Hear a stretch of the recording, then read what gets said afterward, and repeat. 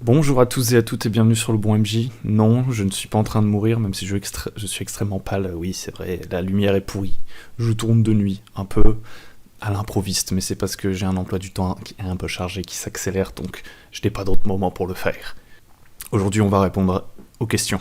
Je vous avais demandé, à tous les MJ débutants de la communauté du Discord de venir poser vos questions sur le Discord.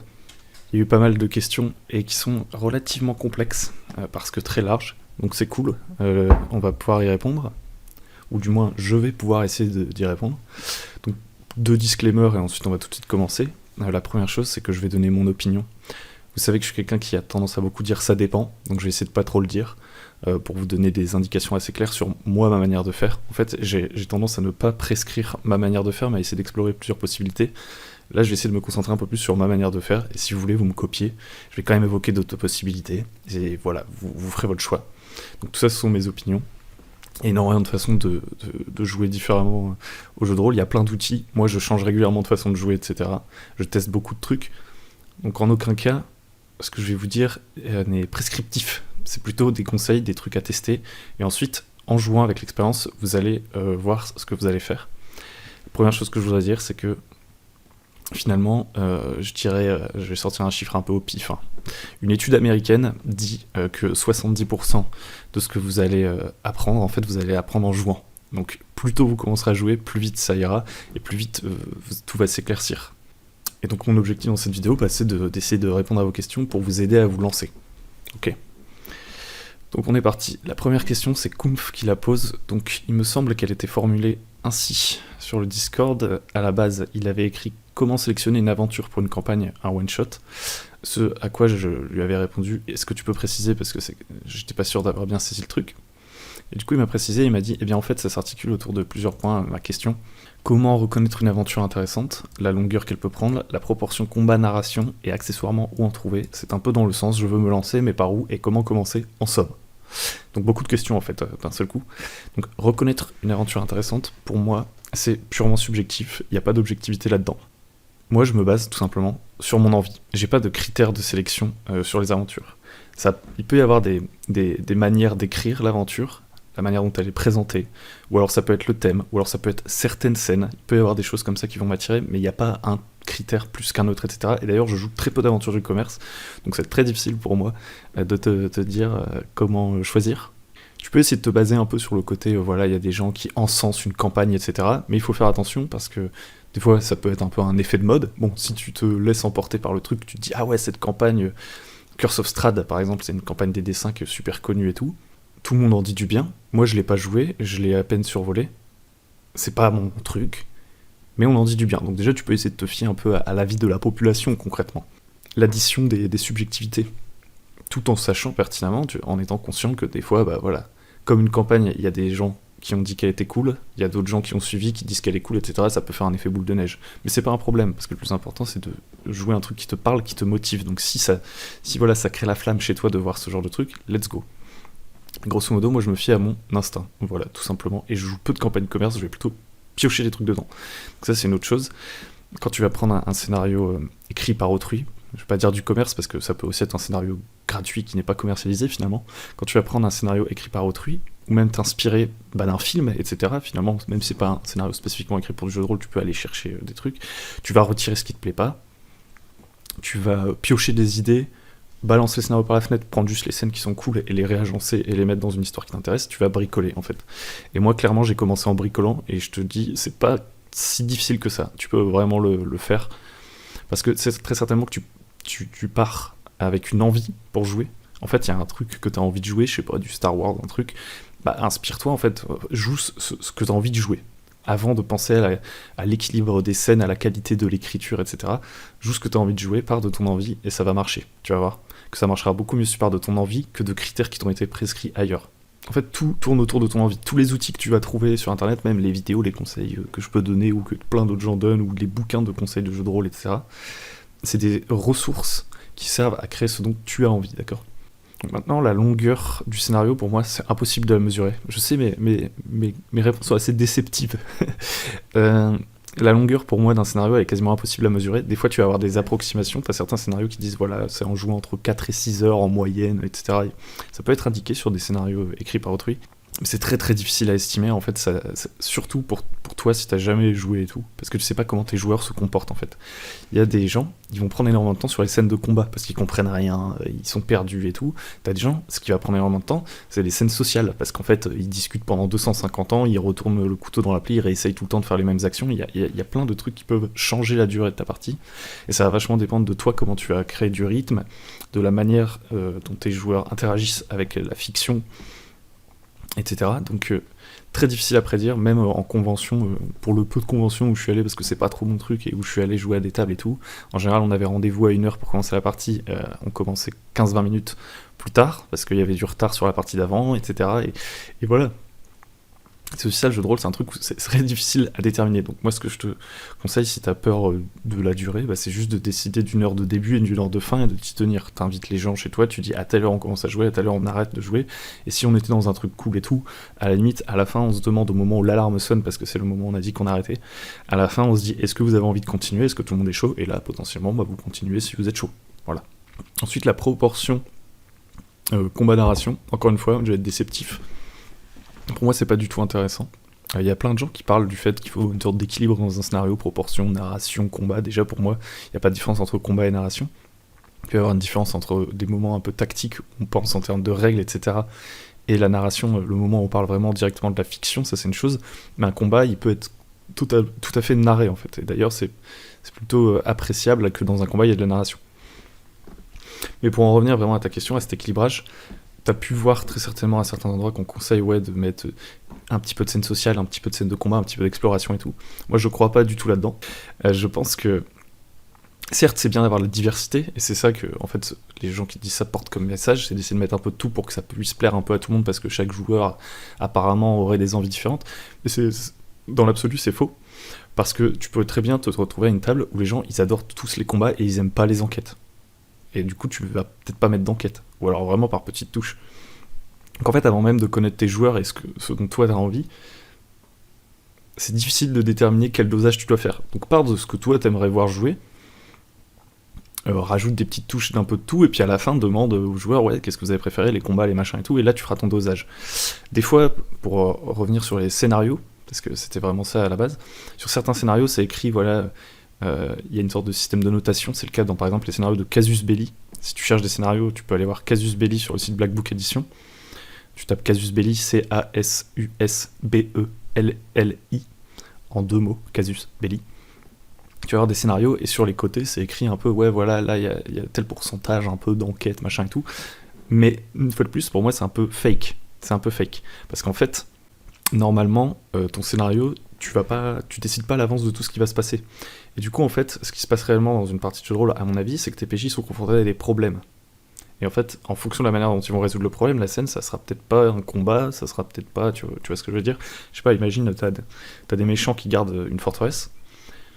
Certes, tes PJ peuvent arriver et les tuer, c'est peut-être ce qui est prévu par le scénario, on t'a dit, oui, les méchants attaquent et tout. Ça tombe, tes PJ, ils vont fuir, il y aura pas de combat, et ils vont ensuite essayer de s'infiltrer sans se faire repérer. Et t'auras pas la scène de combat qui était prévue par le scénario. Ou alors, ils vont essayer de négocier. Et du coup, pas de scène de combat non plus. Donc voilà, c'est très difficile à déterminer. Donc pense plutôt à des scènes que toi tu trouves cool.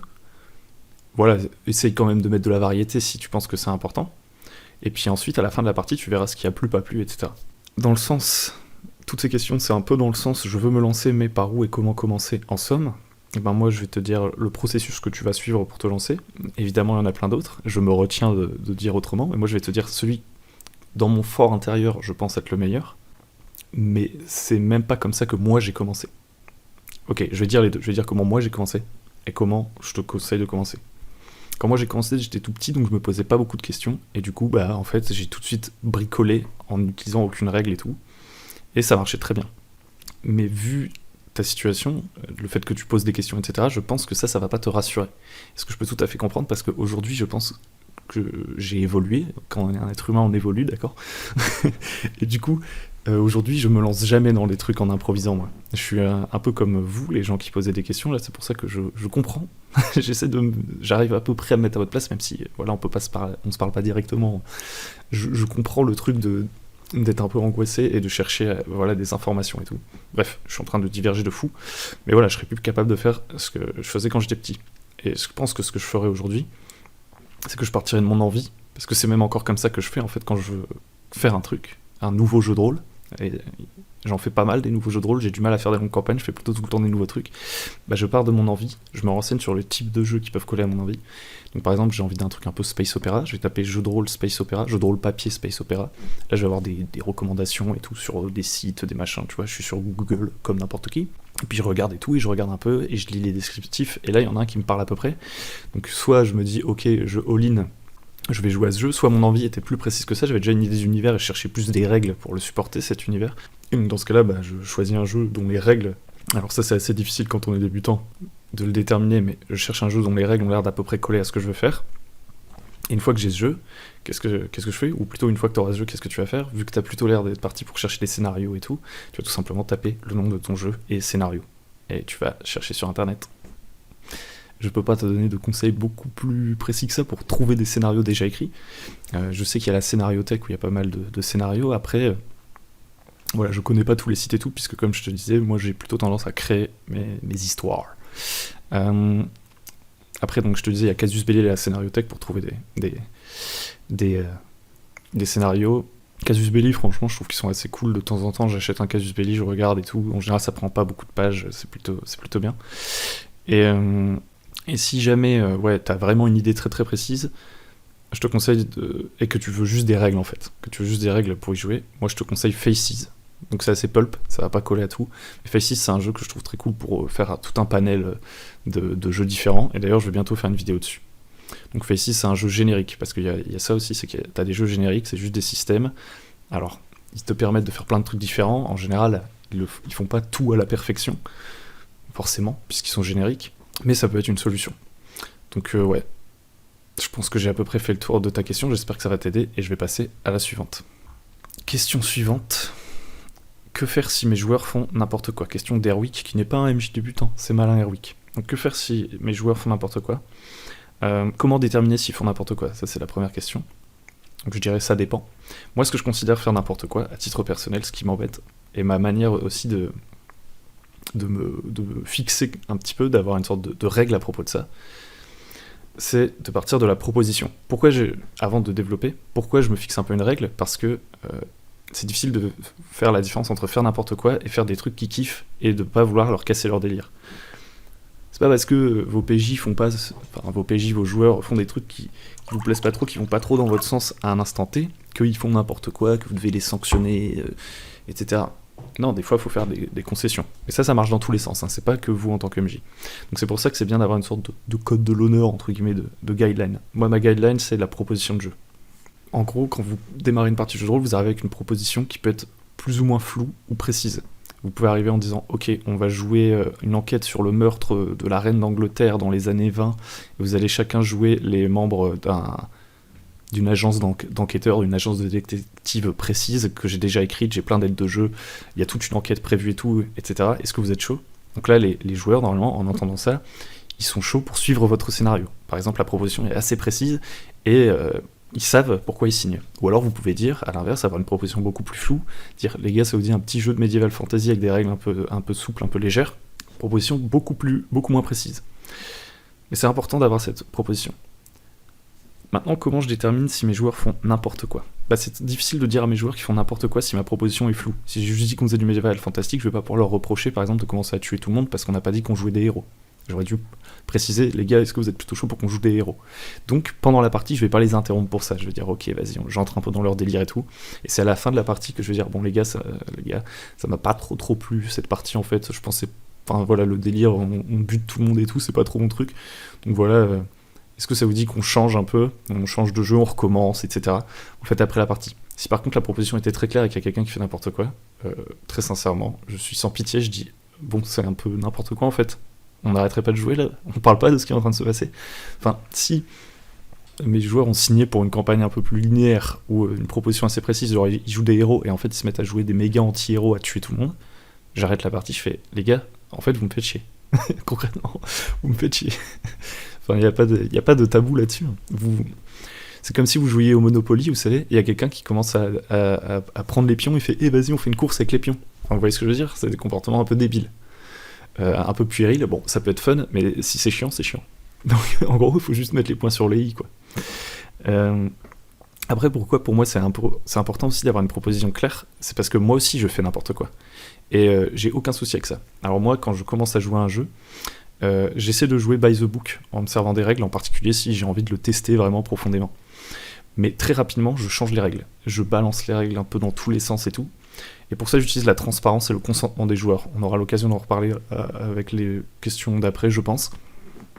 Mais c'est-à-dire que même si on joue à Donjons & Dragons, à un moment, je peux dire, ok, ce combat, les gars, il va se régler sur un jet de D20. C'est pile ou face.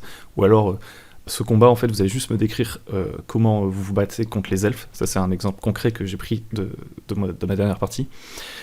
Mes joueurs, ils avaient réussi à rallier une troupe de kobolds, ils attaquent des elfes. Pour moi, les kobolds, ils sont ultra faibles, les elfes sont assez forts. Donc je leur dis, ok, on va faire des tours de table. C'est toi qui commence, Nathan qui est à ma droite. Nathan, tu jettes un des 4, c'est le nombre d'elfes qui meurent, et tu jettes un des 20, c'est le nombre de kobolds qui meurent dans votre troupe. Il jette un des 20, il fait 15. Il jette un des 4, il fait 2. Et là, il doit me décrire comment 15 kobolds sont morts et 2 elfes sont morts. Et on fait toute la bataille comme ça. Voilà, c'est pas du tout les règles de Donjons & Dragons, on est d'accord. Et bah, moi, c'est mon playstyle. J'aime bien aller chercher des outils, j'aime bien casser les règles et tout. Et pour que ça marche, ça, il faut être transparent. Donc il faut beaucoup parler avec vos joueurs. Il faut discuter avec eux, qu'ils acceptent votre arbitrage, ou que vous vous mettiez d'accord, etc. Vous pouvez même, pendant un moment, sortir un peu par les méta et tout, il n'y a aucun problème. Et bricoler. Et bon, je me doute qu'il y a des gens à qui ça plaît pas, mais c'est pas un problème, parce que je ne joue pas avec les gens qui n'ont pas envie de jouer de la même façon que moi. Ça, c'est aussi une chose importante. Je m'étends un peu sur ce sujet, mais je trouve que c'est vraiment important. Tant que vous êtes clair, que vous parlez, et que votre proposition, etc., que vous êtes prêt à en parler, que ce soit pendant la partie, après la partie, avant la partie, tout est possible. Tout est possible dans le jeu de rôle. Ça, c'est cool. Ça, c'est cool. Là, vous êtes zen, ok? Ce qu'il faut, c'est ne pas tricher et ne pas trahir la proposition. On aura l'occasion d'en reparler encore. Donc je vais fermer la parenthèse là-dessus. Ah non, une dernière chose, il y a aussi un autre truc, faire n'importe quoi, c'est les comportements entre joueurs. Genre des gens qui s'insultent, des gens qui profitent du jeu de rôle pour en maltraiter d'autres, alors qu'en fait, on est juste entre potes en train de faire un jeu, etc. Ça, c'est différent. Pour moi, c'est pas une problématique de jeu de rôle, c'est une problématique plus large, sociale, qui aurait pu arriver pendant une partie de jeu de société, de jeux vidéo, pendant une soirée, pendant un repas. Ça, je ne vais pas vous donner de conseils là-dessus. Voilà, tout simplement, parce que je ne suis pas psychologue, et je vous laisse gérer avec vos potes, ok? Voilà. Ensuite, question support. Alors, comment il avait formulé ça? C'est Raishin. Quel support utiliser pour débuter? Quels sont les accessoires nécessaires ou pratiques? Alors, les accessoires nécessaires, je dirais, en partant du principe que vous jouez by the book, comme moi, quand vous commencez un jeu. Donc, qu'est-ce que ça veut dire jouer by the book? Ça veut dire suivre les règles, d'accord? Au moins quand vous commencez. Vous achetez en fait, ou vous fournissez des applications gratuites, il y a des dés, vous n'êtes pas obligé de savoir, vous pouvez avoir des applications pour jeter des dés et tout, bref, vous fournissez ce dont vous avez besoin pour jouer, que ce soit des dés, des cartes, des jetons, en fonction des mécaniques du jeu. Donc vous allez avoir besoin du jeu, du coup, de joueurs, d'une table, si vous jouez en physique, très certainement ça peut être utile, mais vous pouvez aussi jouer par terre, vous prenez des dés, des feuilles, des crayons, et normalement vous êtes bon. Maintenant, ça c'était le nécessaire, maintenant qu'est-ce qui est pratique? Pour jouer à distance, il y a les virtual tabletop, donc en gros, pour ceux qui ne connaissent pas, c'est souvent des logiciels, enfin des softs sur navigateur pour jouer, mettre des images, jeter les dés et tout. Donc dans les plus connus, on a Roll20, Foundry VTT, Let's Roll, etc. Je vais pas vous dire lequel est le mieux et tout, parce que très clairement, je m'en sers pas assez pour ça. Et il y a des gens qui sont mieux placés pour moi que pour vous dire comment s'en servir. Après, je pense que globalement, Roll20, même si c'est pas le plus perfectionné, etc., il est gratuit, il a déjà beaucoup de contenu, donc c'est une bonne base pour se lancer aujourd'hui. Maintenant, est-ce qu'il faut mettre de l'argent dedans ou pas? Ça dépend de vos moyens, ça dépend de vous. Je ne veux pas vous emmener sur ce terrain. Moi, je me sers de Miro, si vous voulez. Il y a déjà une vidéo Miro que vous pouvez regarder sur la chaîne. C'est pas du tout un truc fait pour le jeu de rôle à la base, mais je trouve ça cool. Ensuite, je me sers de Discord, j'installe le plugin, l'extension, je sais plus comment ça s'appelle, Dice Parser pour jeter des dés sur Discord. Pour la musique, je mets je sais même plus comment ça s'appelle. Tout est dans la vidéo que je vous mettrai en commentaire sur Miro. Donc voilà pour l'essentiel. En physique, j'ai déjà dit un peu tout. Il y a quand même des trucs que je trouve cool.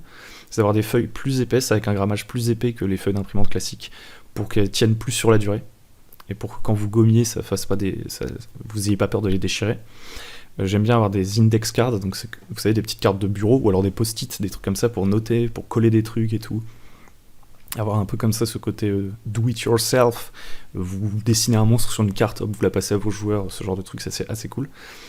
S'il y a besoin de figurines, j'aime bien les Pathfinder Pawns, donc c'est, vous savez, les figurines pas chères là, dans des socles. Pareil, en fait, j'ai fait une vidéo un peu là-dessus, vous pourrez aller regarder. Il y a quand même un truc sur lequel je vais revenir, c'est sur quoi vous prenez vos notes. Alors il faut savoir que moi je suis assez mauvais en prise de notes pendant la partie. J'ai pas le temps en fait pour prendre des notes, donc je compte pas mal sur mes joueurs pour prendre des notes. Et en général, d'une partie sur l'autre, ce qui s'est vraiment passé dans la fiction, c'est mes joueurs qui me le rappellent. Par contre, j'aime beaucoup préparer. Je prépare beaucoup, je suis pas... Enfin, j'improvise beaucoup aussi, mais je prépare beaucoup. Je suis prêt à abandonner mes préparations. Donc, pour ça, il n'y a pas de problème. Et du coup, j'aime bien avoir des supports assez particuliers. Enfin, en fait, mon cœur balance entre deux trucs pour préparer. Déjà, je préfère le support papier que le support numérique. Bon, des fois, je fais des Google Docs, des trucs comme ça pour écrire des scénarios, des trucs comme ça. Là, vraiment, je préfère le papier. Parce que j'aime bien, en fait, parce que très facilement, je dessine des trucs, je fais des notes vraiment beaucoup plus intuitifs, en fait, que d'écrire avec le clavier, je trouve. Du coup, pour ça, mon cœur balance entre les classeurs à fiches plastiques, dans lesquels vous allez glisser des feuilles A4, et les carnets. Pour moi, un classeur avec fiches plastiques, dans lequel je vais glisser des feuilles A4, c'est plutôt pour des grosses campagnes où je veux préparer beaucoup de choses à l'avance. Un style de campagne plutôt, ouais, voilà, sur le long terme, on veut créer beaucoup de factions dès le début, très bac à sable, etc. Ça va plutôt être ça. Mais le style vers lequel je vais me tourner là, je pense, en ce moment, vraiment, je recommence tout le temps des trucs. Mais je suis pas là pour parler de moi. Le style vers lequel je veux me retourner, c'est plutôt celui du carnet, là. Et le carnet, en fait, j'ai fait plusieurs tentatives, je m'en sers pas toujours comme il faut. Et je pense là, je vais retourner à un truc que je faisais avant, c'est une séance par séance. Je prépare une séance par séance, je prépare pas les futurs possibles, etc. Et du coup, dans ce carnet, c'est une double page, à peu près, égale une séance. Et je remplis le carnet dans l'ordre chronologique. Toute ma préparation, elle tient à peu près sur une double page. Je peux faire des brouillons à côté et tout. Mais grosso modo, voilà, j'écris juste dans un carnet de manière chronologique les trucs que j'ai envie de voir pendant la partie. Donc voilà, carnet, classeur, à vous de choisir. Ensuite, question, créer des personnages à partir de monstres ou de races qui ne sont pas dans le livre de base. Si tu veux jouer des espèces, des trucs qui sont pas prévus par tes règles, voilà grosso modo le schéma que je suivrai. Je sais pas à quel jeu tu joues, etc. C'est pour ça que je vais avoir une réponse assez courte et assez généraliste finalement. Moi je partirais du concept. Déjà pourquoi je veux jouer cette créature? Est-ce que je suis en train de créer un univers ou est-ce que ça vient d'un joueur? En fonction, soit je vais réfléchir au concept tout seul, soit je vais réfléchir avec le joueur. J'essaie de dégrossir le concept, voir ce que je veux que cette espèce soit capable de faire, voir ce que le joueur veut que son espèce qu'il a envie de créer un peu pour lui soit capable de faire, on discute à deux. Ensuite, je me pose la question, est-ce que j'ai besoin vraiment de faire des changements mécaniques ou est-ce que c'est purement esthétique? Parce que finalement, je peux très bien avoir une espèce, ok, elle a des écailles, bon, elle a des crocs et tout, mais est-ce que j'ai besoin de changer les règles pour ça? Oui, non. Si mon joueur, par exemple, il a insisté sur le fait qu'il aimerait bien que son personnage il fasse des morsures et que ses écailles elles le protègent un peu, qu'il ait une armure naturelle, là, je le traduis en mécanique. Et en fonction du jeu que j'ai, je regarde tout simplement les espèces existantes de mon jeu. Alors, par exemple, dans du Donjon et Dragon 5ème édition, en général, quand on choisit sa race, ça fait... je crois que maintenant ils disent son origine ou son... Je sais plus, ils ont changé le terme. On prend... ça modifie 2 caractéristiques et puis en général, ça rajoute... une ou 2 capacités spéciales, je prends à peu près le même template, tu vois, le même format, je dis ok, quelles sont les caractéristiques qui vont être augmentées pour cette espèce spécifique, et une ou 2 capacités pour équilibrer. Je suis pas du tout un fan d'équilibrage, donc je m'en fiche si c'est trop fort, trop faible, au pire on corrigera après, pendant le jeu, voilà, si vraiment ça pose problème. Mais pour quand même partir sur une base, je regarde à côté, genre si le Drachéide, comme espèce, elle peut cracher du feu et que ça fait 1 des 10 de dégâts qu'il veut le faire une fois par jour, et que moi, mon pote, il veut jouer un homme serpent, qui a une morsure empoisonnée, je vais dire ok, tu peux la faire 2 fois par jour, et elle fait 1 des 6 de dégâts. Voilà, bam, boum boum bim bam. Simple, efficace. Maintenant, comment créer des intrigues à long terme? Donc ça, je crois que c'est encore Kunf. Kunf, t'aimes bien les questions compliquées? Alors les intrigues à long terme, évidemment, il y a plein de méthodes. Comme j'ai dit dans cette vidéo, je vais essayer de dire celle que j'utilise le plus, donc en donner qu'une. Donc celle que j'ai le plus utilisée et qui marche, c'est de faire une différence entre ce qui est flottant, ce qui est préparé, et ce qui est joué dans votre partie. Ce qui est flottant, c'est toutes vos idées un peu farfelues. On va prendre un exemple. On va dire que ton intrigue à long terme que tu aimerais développer, c'est une trahison, un conspirateur qui va voler le trône du roi, ok. Pour l'instant, c'est flottant, c'est lointain. Tu te dis, ouais, dans 10 sessions, là, ça pourrait être pas mal qu'il se passe cet événement un peu choc. Donc tu le mets en mode, ouais, il y a Gulfrig, il veut prendre le trône. Ensuite, t'as une deuxième colonne, par exemple un deuxième carnet, on pourrait dire que c'est 3 carnets. T'as un carnet, c'est tes préparations. Donc des trucs quand même plus concrets que tu vas voir jouer aujourd'hui, là, dans ta prochaine session. Et là, c'est des trucs que t'as envie de voir. Donc tu vas insister. Pendant la partie, tu vas trouver des leviers et tout pour essayer de protéger ta petite préparation. Même si les joueurs essaient de la casser, tu prévois plusieurs opportunités, la manière dont elle peut évoluer, pour que ça persiste. Alors que tu vois, ce que t'as laissé flottant, t'essaies pas de le défendre, tu vois. T'essaies pas de le défendre devant tes joueurs. S'ils vont dans une direction qui casse complètement cette idée, tant pis, t'abandonnes cette idée. Une fois que tu l'as préparé, je peux comprendre que t'aies pas envie que tes PJ cassent tout. Du coup, faut le préparer. Une fois que tu l'as passé de flottant à préparer, c'est-à-dire que tu l'as un peu solidifié cette idée, t'as trouvé des moyens de la protéger, entre guillemets. Donc typiquement, si tu veux vraiment que Gulfrig conspire et prenne le trône, il va falloir protéger ton Gulfrig. Parce que dès lors que tes joueurs ils vont commencer à se rendre compte que Gulfrig, il essaie de voler le trône, peut-être ça va les intéresser, ils vont essayer de l'en empêcher. Donc comme maintenant c'est vraiment un truc que tu te dis, ouais, là je vais le jouer ça, bah tu mets des gardes à Gulfrig, tu crées des fausses pistes, le mec s'est protégé et tout. Et c'est ça qui va te permettre de préserver un peu ton intrigue à long terme des tentatives des joueurs. Et du coup, tu rends la tâche pour empêcher cette prise du trône par Gulfrig extrêmement difficile. Tu la rends pas impossible, parce que tu vois, tu veux quand même laisser une porte d'entrée à tes joueurs, peut-être un moyen de changer les choses. Mais tu la rends extrêmement difficile pour les faire galérer, qu'il y a un côté inéluctable. C'est un peu comme l'horloge de l'apocalypse. On sait que ça va arriver. Comment ça va se passer, c'est ça qu'on joue. Et ensuite, la troisième colonne, c'est ce qui a déjà été joué. Ça, par contre, il faut plus le changer. C'est la cohérence, tu vois. Une fois que c'est joué, tu peux essayer des fois de tordre un peu les concepts et tout, mais c'est risqué. Il faut vraiment préserver la cohérence de ce qui a déjà été joué. Donc voilà. Ça, c'est la manière dont je visualise les idées, d'accord ? Maintenant, dans ta question, il y a aussi, et comment pas donner trop d'indices, du coup, sur ce qui va se passer. Pour justement, j'imagine, essayer d'empêcher que les PJ arrêtent une intrigue avant même qu'elle se soit amorcée. La réponse est du coup dans ta question. Il faut pas donner trop d'indices. Pose-toi la question, lors de ma prochaine session, mes personnages, ils en sont où ? C'est quoi leur situation ? Tu prépares tout ce qui est possible autour d'eux. Ok, tu leur donnes des leviers, des trucs à faire. Tu les occupes.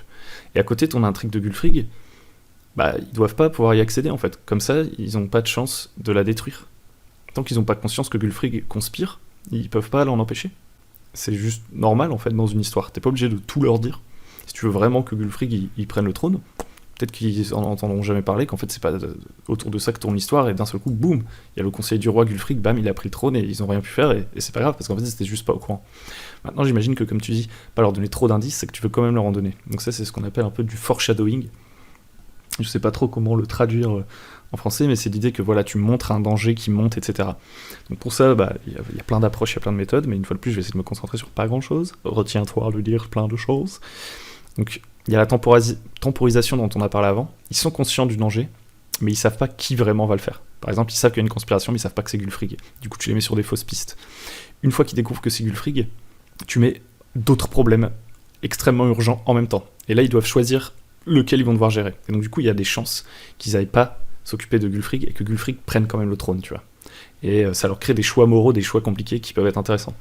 Et puis aussi, Gulfrig, en fait, il est fort et il va essayer de les faire condamner eux. Et là, ça va créer une scène épique où ils doivent se défendre et dire « Mais non, c'est lui le coupable !» Il peut être déjà trop tard, en plein pendant le tribunal et tout, où ils sont en train de se faire accuser, ils vont être condamnés à mort. Et au moment où ils ont réussi à convaincre tout le monde que c'est Gulfrig et qui va prendre le trône, Gulfrig, il fait « Il est trop tard, le roi est déjà mort dans sa chambre, je l'ai empoisonné, garde !» Et là, en fait, les gardes, on se rend compte que c'est des mercenaires, ils sont tous à sa solde, et bam, bam, tu vois. En gros, tu connais l'agenda de Gulfrig et tu sais qu'il veut conspirer, mais t'as pas tout écrit à l'avance. Tu lui as juste créé des outils, un agenda, et tu vas voir comment ça va évoluer de partie en partie. Et au début de chaque partie, plutôt que de penser à cette longue intrigue, cette longue trame, etc., donc tu sais pas où ça va aller, en fait, parce que tes PJ font quand même des choix.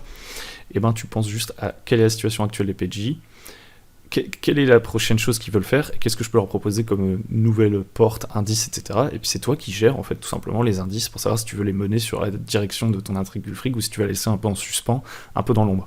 Une autre possibilité aussi, mais là ça demande peut-être d'être un peu plus expérimenté ou en tout cas d'en avoir bien parlé, très important, parler avec les joueurs, tout ça, c'est de prendre ça de manière plus cinématique. Quand on regarde une série, en tant que spectateur, on sait que le méchant il est en train de préparer ses plans alors que les personnages ne le savent pas. Tu peux considérer que toi et tes joueurs, vous êtes tous des spectateurs de l'histoire, mais vous avez différents contrôles dans l'histoire. Certes, ton joueur, il peut bouger son personnage, mais il n'est pas son personnage, d'accord ? Tu fais cette distinction, tu considères que ton joueur, il est spectateur, mais il a un contrôle sur un personnage, ok ? Et du coup, tu peux lui montrer des sortes de cinématiques. Tu peux dire, là, loin de vos personnages, pendant ce temps dans la forteresse, qu'est-ce qui se passe ? Gulfrig est en train de comploter avec le seigneur, machin truc. Et là, tu fais une petite scène et tout. Trop stylé. Et, et en fait, ensuite, on revient aux personnages, et les personnages, ils sont pas au courant. Donc du coup, c'est comme dans une série. Ils savent plus ou moins qu'il va se passer un truc, mais ils peuvent pas intervenir. Donc il y a des gens qui aiment ça, qui aiment pas. À toi de voir avec tes joueurs si ça peut être une idée qui peut être sympathique. Quand savoir quand laisser les dés décider de l'issue de certaines situations ? Donc là, c'est Loboneko qui pose cette question. Donc c'est une excellente question. Je dirais que c'est un des arts du maître du jeu. C'est jouer avec le feu, contrôler le feu.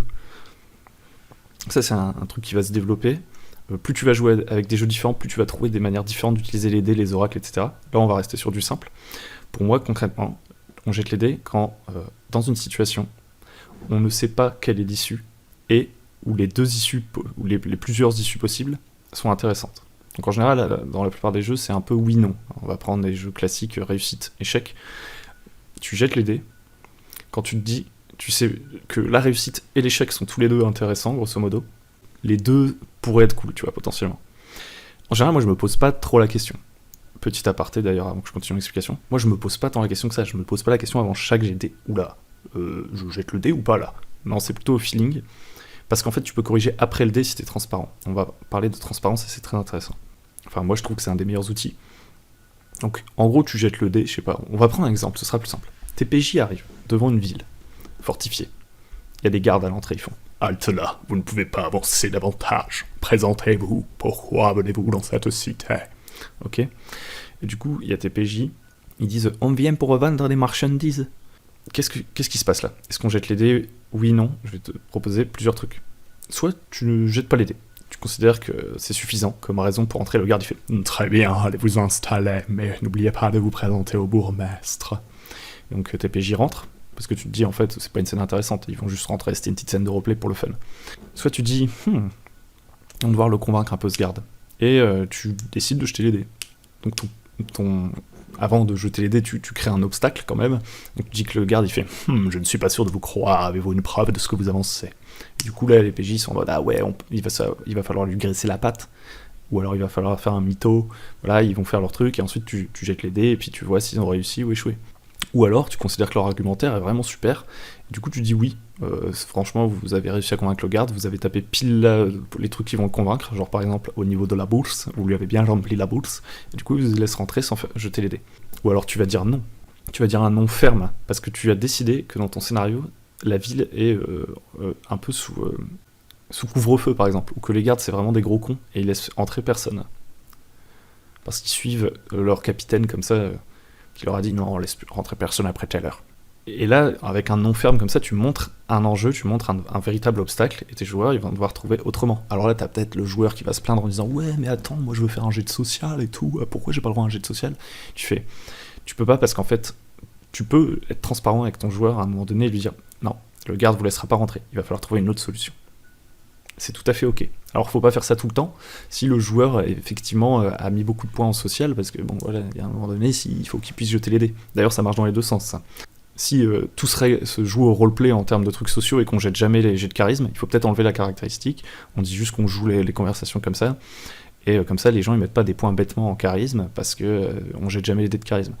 Donc tu vois, il y a tout un tas de possibilités. Et en fait, il n'y a pas de bon ou de mauvais moment. En fait, c'est des outils qui permettent d'activer des choses différentes. Quand on jette un dé, on s'en remet au hasard. Quand on dit oui, sans même jeter les dés, c'est parce qu'on a envie d'avancer. Quand on dit non, c'est parce qu'on dit stop, il va falloir trouver une autre solution. Il y a plein de choses à faire. Et tu peux même t'en remettre doublement au hasard, j'ai envie de dire, c'est jeter les dés sans même réfléchir aux conséquences. Et ça m'arrive très souvent. Donc tu dis ouais, vas-y, fais-moi un jet de charisme pour voir si tu peux entrer dans la ville. Là, mon joueur, il échoue.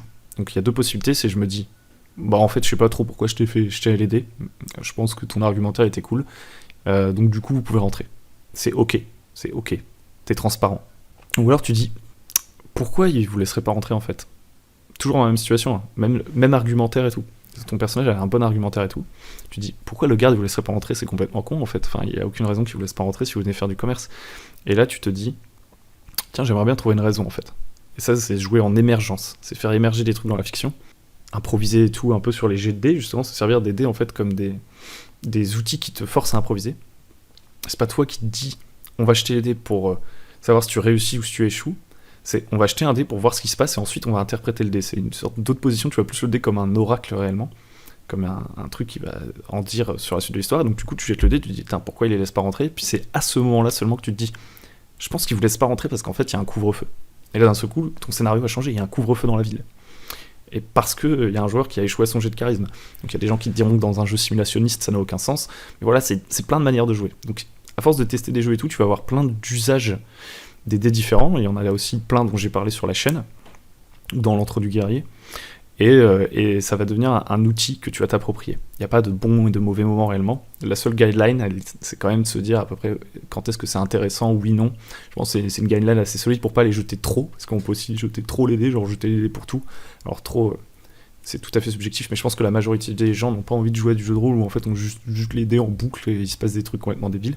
Ou alors ne jamais les jeter. Ça peut être aussi problématique dans un jeu où finalement... Enfin, c'est pas vraiment problématique, mais du coup autant jouer à un autre jeu, quoi. Un jeu où il n'y a pas de dés en fait, si on les jette jamais. Donc voilà. Et un autre truc sur les dés, c'est moi je ne tricherai pas. Je serai plutôt toujours transparent sur l'utilisation des dés. Donc je jette jamais les dés derrière l'écran pour faire semblant. Des fois je jette sur une table aléatoire et je dis littéralement à mes joueurs, attendez, je regarde si vous faites une rencontre aléatoire. Ah. Puis là je vois la rencontre aléatoire, je fais, ouais non en fait il n'y en a pas. On va dire qu'il n'y en a pas. Moi je suis cash comme ça et ça marche très bien. Il n'y a pas l'autre. Alors peut-être il y a des joueurs que ça touche ça. Qui veulent pas savoir ce qui se passe derrière l'écran, qui ont envie d'avoir cet illusionnisme. Moi, je déteste cet illusionnisme, ok? Je préfère être transparent. Nouvelle question.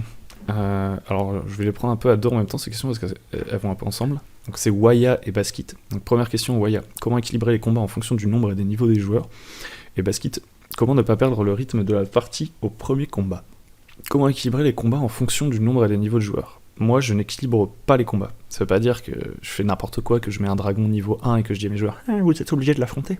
C'est que je réfléchis pas en termes d'équilibrage, je réfléchis en termes de coolness. Qu'est-ce qui est cool? Qu'est-ce que je veux que mes joueurs affrontent finalement? Donc, on est dans la jungle, je me dis « il y a quoi comme truc de la jungle ?» Ah ouais, il pourrait y avoir des méga gorilles avec des massues. Ok, let's go, je vais voir dans le bestiaire. Il y en a un qui est pas mal, on va le mettre. Si je vois qu'il est vraiment trop fort, évidemment, je vais réduire un peu ses stats. Genre, si mes PJ sont niveau 4 et que le gorille il est niveau 8-10, bon allez vas-y je lui enlève un tiers de ses PV, je réduis un peu ses dégâts. Et en fait j'y vais au feeling, je me sers pas du tout des chartes, des guides, des machins de comment on équilibre les combats et tout de Donjons et Dragons ou même d'autres jeux en fait. Parce que pour moi, déjà il vaut mieux qu'un combat soit trop dangereux que pas assez. Et de deux, on peut fuir. Ouais, on peut fuir quand on veut. Ça doit être une action assez facile dans le jeu je pense. En tout cas moi dans les jeux auxquels je joue, si mes joueurs décident de fuir, je suis complètement ok. Et le jet de dés va pas être trop difficile.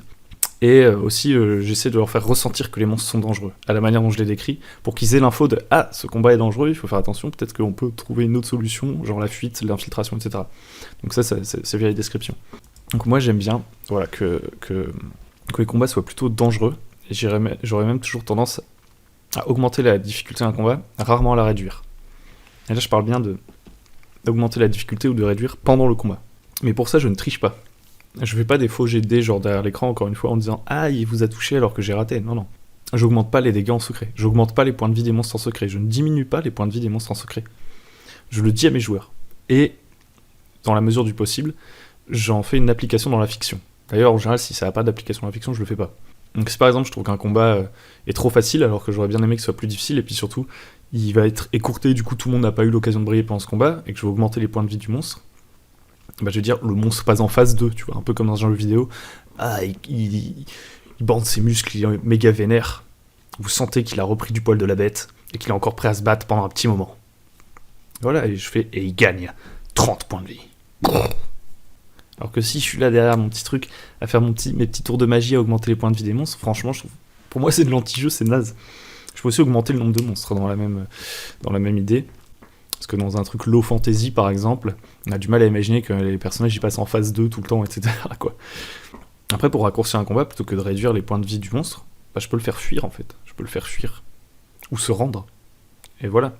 En général, quand la moitié des monstres se sont fait buter, on met fin au combat, on se rend, tac, scène sociale, qu'est-ce qui se passe, qu'est-ce qu'on fait des prisonniers et tout. Mais en soi, je me pose pas la question vraiment de l'équilibrage des combats. Je pense avant tout au feeling qu'il y a actuellement autour de la table, et à la transparence, toujours. Parce que mon but, c'est pas de créer un faux feeling en trichant. Voilà. Maintenant, pour le rythme des combats, la question de basket, comment ne pas perdre le rythme de la partie au premier combat? Je pense que déjà, dans la plupart des jeux traditionnels où on passe au tour par tour et où les règles de combat sont assez volumineuses et plus complexes, c'est normal que tu perdes du rythme. Donc c'est pas grave en soi, c'est pas une erreur de ta part. Après, on aime ou on n'aime pas. Parce qu'il y a des gens qui ça les dérange pas ce changement de rythme, mais il y a pas mal de gens que ça embête. Deux possibilités, soit tu utilises des rustines, des petites techniques, soit tu changes de jeu, parce qu'il y a des jeux plus rapides. Notamment Brigandine par exemple. Brigandine, c'est un jeu avec des combats qui sont rapides normalement, qui s'exécutent assez vite, on n'a pas plein de points de vie, on jette 3-4 fois les dés, le combat est réglé. Ou alors tu utilises des jeux plus fluides en termes de combat, genre par exemple les PBTA, comme Dungeon World. Donc, ces deux jeux, j'en ai déjà parlé sur la chaîne, Brigandine, je vais en reparler bientôt. Dungeon World, j'en ai pas mal parlé, j'ai pas tant joué que ça, mais j'ai quand même bien lu le jeu, et je pense que je l'ai pas mal expliqué sur YouTube, et puis de toute façon, tu vas pouvoir trouver plein d'autres vidéos sur Dungeon World si ça t'intéresse, sur YouTube. Les PBTA et Dungeon World notamment, en fait, ils fonctionnent avec des moves, et du coup, il n'y a pas vraiment ce passage du mode combat au mode machin, tu vois ce que je veux dire, c'est pas aussi... il n'y a pas ce passage en mode combat tactique. Donc, du coup, c'est plus fluide, donc le rythme reste un peu plus le même, ça reste le même que celui de la narration, entre guillemets. Après, si tu es sur des jeux plus à la Donjon et Dragon, etc., bah, des petits trucs, on va prendre trois exemples, parce que c'est impossible de tout couvrir, de différents trucs qui peuvent ralentir les combats, ou plutôt faire qu'ils sont longs et qu'on perd un peu de fun. C'est par exemple les joueurs qui mettent 50 ans à faire une stratégie, genre à chaque tour ils discutent pendant 3 plombes, là tu peux mettre un chrono, pour leur foutre la pression, mais il y a des joueurs qui aiment pas, donc là c'est vraiment des trucs, il s'agit de faire des tests, il y a plein d'outils différents. Tu peux mettre la pression comme ça, tu peux faire un point strat, un petit peu comme dans le joueur du grenier, etc., quand ils avaient fait leur jeu de rôle. Donc j'ai pas particulièrement accroché à l'actual play, mais cette idée-là que Maillard avait tenté de mettre en place pour essayer d'accélérer un peu les combats et de voir comment essayer de faire avancer les choses pour pas que chaque round prenne 200 ans, je trouvais que c'était intelligent. C'est genre au début du combat, tu dis pendant 1 minute vous avez le droit de discuter de votre prochain move, à la fin de cette minute, on s'arrête, vous arrêtez de parler entre vous, on fait le tour de table rapidement de tous les monstres et de toutes les actions, et hop, une fois que le round complet est fait, on recommence ce petit point stratégique de 1 ou 2 minutes au début de chaque round. Ça, c'est pour les joueurs qui ont tendance à discuter pendant des plombes de ce qu'ils vont faire tous ensemble. Tu peux même utiliser ça dans d'autres situations que le combat. Ensuite, t'as le joueur un peu perdu qui peut faire perdre... Enfin, qui peut prendre du temps à faire des choix et tout. Enfin, qui, en fait, au moment où son tour arrive, il est perdu et il redemande tout ce qui s'est passé. Deux solutions, bah, pareil, tu mets un chrono, mais bon, à force de mettre des chronos partout, ça peut un peu casser le truc et ça peut devenir un peu trop serious, quoi. Alors que des fois, on a le droit de jouer un peu à la cool aussi. Donc, un autre moyen de faire, pour une personne qui a un peu un tempérament, voilà, pas très concentré quand c'est pas son tour, quoi, tu peux tout simplement recadrer sa situation lors de son tour. Tu recales la caméra sur son personnage, tu dis, ok, à ta droite, il y a John, il est en train de se noyer dans les sables mouvants, là, et il y a les gorilles qui arrivent bientôt pour le poignarder à coups d'épieu, là, en bambou. Mais sur ta gauche, il y a Jessica qui est en train d'essayer de réparer la montgolfière, et tu vois bien qu'elle galère, si vous étiez deux, ça irait plus vite. Qu'est-ce que tu fais? Voilà, comme ça, paf, tu lui remets la situation comme ça, vite fait. Plutôt de lui dire, qu'est-ce que tu fais? Et qu'il te dise, bah, qu'est-ce qui se passe? Et là, qu'est-ce qui se passe? Ah oui, et là, qu'est-ce qui se passe? Et du coup, tu peux me réexpliquer un peu la position de tel ennemi par rapport à moi? Voilà, vous recadrez le truc. Après, pour vous deux, Waya et Basket, si vous voulez, vous pouvez tout simplement acheter l'Antre du Guerrier. Ouais, je fais un peu d'auto-promo, mais l'Antre du Guerrier, voilà, c'est que des vidéos sur les combats avec plein de conseils, donc si ça vous intéresse, vous pouvez y aller. Vous soutenez la chaîne en faisant ça, et c'est super cool, et je pense que vous allez apprendre plein de choses. Ou alors, il y a d'autres vidéos sur le combat, il y a quand même une paire de vidéos sur le combat sur la chaîne YouTube, donc vous tapez juste combat dans la barre de recherche de la chaîne YouTube. Vous allez sur la page YouTube, donc vous cliquez sur le nom de la chaîne YouTube, et hop, vous avez un petit moteur de recherche, et vous pouvez trouver toutes les vidéos qui sont liées au combat de la chaîne, et vous trouverez plein de conseils. Love's Crusader, comment faire confiance à nos créations ludiques scénarios quand on n'a aucun recul sur le travail produit. Alors ça, je me souviens que la question était tellement large que j'ai demandé une reformulation. Et je n'ai pas été déçu. Pour être plus précis, lorsque j'écris un scénario, je me retrouve souvent dans le cas de figure où je doute de mon travail. Bienvenue au club. Je doute très souvent de mon travail. Surtout quand c'est du travail, entre guillemets, pas sérieux, comme le jeu de rôle. Par exemple, est-ce que la trame narrative va prendre les joueurs autour de la table? Les rebondissements vont-ils être prévisibles ou au contraire sortir de nulle part et frustrer les PJ? Bon, il y a plein de trucs, donc on va prendre étape par étape. Est-ce que tes joueurs vont accrocher la trame narrative? Bah, ça dépend de tes joueurs, tu peux pas le savoir. En fait, je pense que t'as peur de l'inconnu. Grosso modo, quand je regarde toutes tes questions, ce qui est à peu près la peur de beaucoup de gens, hein. Y a pas de souci. Moi-même, j'ai cette peur. Et il y a un moyen de la surmonter, j'y viendrai à la fin. Donc, dépend est-ce qu'ils vont accrocher à la trame narrative? Bah tu peux pas le savoir, sauf si tu connais bien tes joueurs. Il n'y a pas de réponse universelle, mais plus tu connais tes joueurs, plus tu as de chances de faire mouche et de faire des trucs qui vont les intéresser. Et surtout, une fois de plus, il faut parler à ces joueurs. Ça, je le répéterai jamais assez dans cette vidéo et de ma vie entière. Ben, en fait, vos joueurs, vous pouvez leur demander, ok, qu'est-ce que vous voudriez voir la prochaine fois? Qu'est-ce que vos personnages vont faire? Et en fait, tu te bases plutôt sur leurs décisions, et tu construis autour de leurs décisions, et là, t'es sûr de faire mouche, plutôt que de partir de ton idée.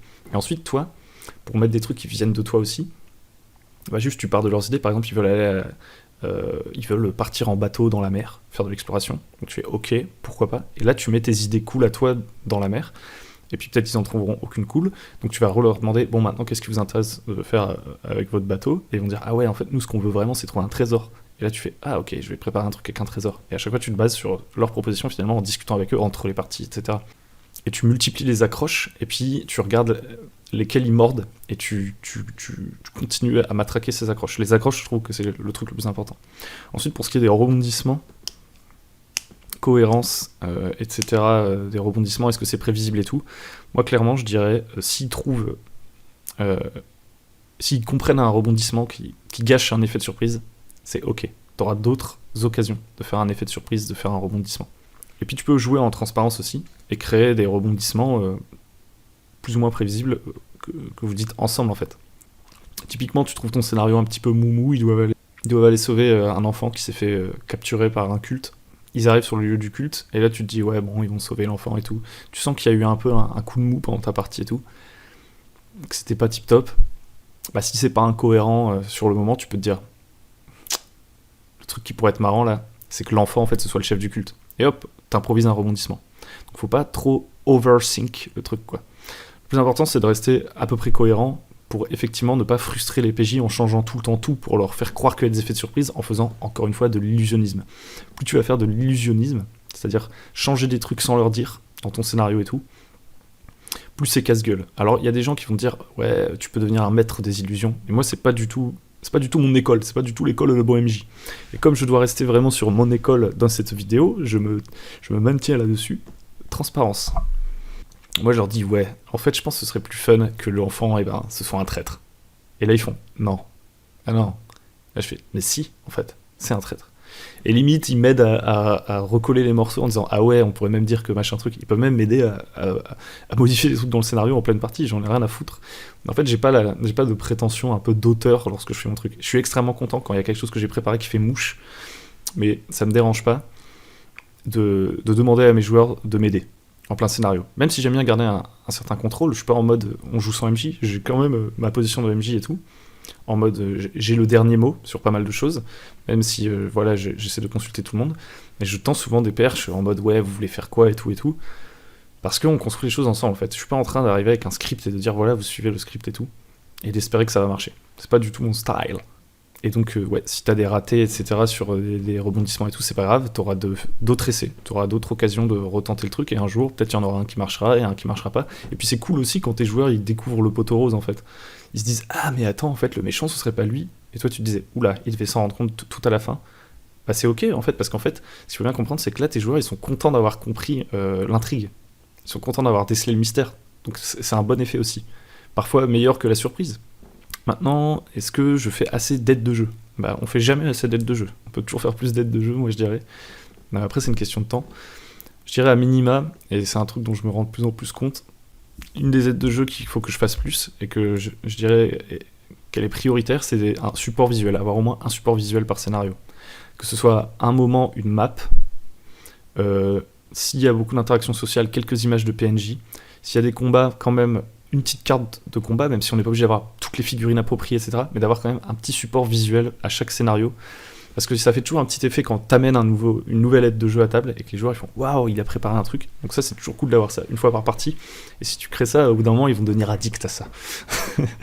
et puis c'est toujours cool d'avoir un truc sympa à regarder, en fait, pour rester concentré sur la partie. Alors des fois ça peut en perturber certains, mais voilà, avoir une sorte d'encre visuelle, pour pas avoir tendance à divaguer, je sais pas, je trouve qu'il y a quelque chose. Et surtout, je trouve que l'aspect visuel d'un jeu, ça en dit long sur ce qu'il propose. Je peux avoir 2 jeux de fantasy un peu vanilla, sans univers, juste des systèmes un peu pour jouer dans de la fantasy, en fonction de leurs illustrations, ça dit quelque chose sur le ton. Si c'est un peu des images cartoon et tout, alors je veux dire, Donjons et Dragons 5, les illustrations seraient cartoon, ou alors elles sont plutôt réalistes et assez stylées, enfin, on dirait assez précises, etc., assez travaillées comme elles sont aujourd'hui, ça changerait complètement le jeu, alors que ce serait seulement les illustrations qui changent, de mon point de vue. Parce qu'au moment où je jouerais à Donjons et Dragons un peu comique, enfin en mode un peu cartoon, je me dirais ah ouais c'est un truc un peu léger, un peu plus drôle et tout, alors que les règles, l'univers sont à peu près les mêmes. Donc finalement les illustrations qu'on place devant nos joueurs, elles disent quelque chose sur la manière dont nous-mêmes on se représente l'univers et elles aident chacun à s'ancrer autour d'une esthétique commune. Donc je trouve que c'est ça les meilleures aides de jeu, c'est les illustrations. Ensuite la grosse question un peu, c'est dans un sens, le doute fait partie du processus créatif et ma question est axée sur comment apprendre à faire confiance à sa préparation et ses capacités de maître de jeu lorsqu'on débute ce hobby. Ben moi je suis une grosse flippette. À chaque fois que je fais un nouveau truc, j'ai peur et je me renseigne beaucoup. Et c'est ok en fait. Voilà. C'est ok. Maintenant, pour augmenter sa confiance en soi finalement, bah, faut faire des nouvelles choses régulièrement et puis il faut surtout faire en fait, tout simplement. Donc il faut se mettre des deadlines pour faire les choses. Ça c'est vraiment important. Même moi si je mets pas de deadline alors que j'adore le jeu de rôle, je sais que je peux rester, ça m'est déjà arrivé, 1 mois, 1 an sans faire de jeu de rôle parce que je me suis pas mis de deadline. Et pourtant, dans ma tête, je suis frustré et je m'en veux de pas faire de jeu de rôle. Mais c'est juste parce que j'ai pas fait de deadline. Donc ça c'est le meilleur réflexe, c'est de se mettre des deadlines. Genre réellement ça change tout. En fait, comme t'as du mal à t'obliger envers toi-même parce que t'as pas confiance en toi, etc., ou alors t'es procrastinateur, ou alors t'es perfectionniste. On a tous des mots différents pour dire qu'en gros on trouve une excuse pour pas faire des trucs qu'on aime bien. Et bah tu te mets une deadline et voilà. Ça, tu t'obliges envers d'autres gens en fait. Comme ça tu fais les choses. Et c'est en multipliant et en faisant, en se forçant avec des deadlines. Alors se forcer, voilà, c'est tranquille, hein. T'es pas obligé de jouer toutes les semaines, de mettre un rythme de malade, tu joues à ton rythme. Mais quand même, à chaque fois que tu commences à sentir, ouais, ce serait cool que je refasse un jeu de rôle et tout, si ça te trotte comme ça pendant une semaine et que tu commences à culpabiliser en te disant, ah ouais, et tout, ouais, le processus, ouais, quand est-ce que je m'y mets ? Tu mets une deadline et let's go, quoi. Tu trouves à partir du moment où t'as ta deadline, d'un seul coup, tu trouves le temps de faire les choses. Surtout quand t'es quelqu'un d'un peu stressé, tu vois. Tu te dis, ok, là je vais juste prendre tout mon dimanche à faire ce truc. Après, ça dépend des dispos, etc., mais voilà. Je comprends ce tempérament, et moi c'est comme ça que je fais, c'est les deadlines qui me sauvent. Question de Valou 200. Comment savoir si je prépare trop, pas assez pour la prochaine partie ?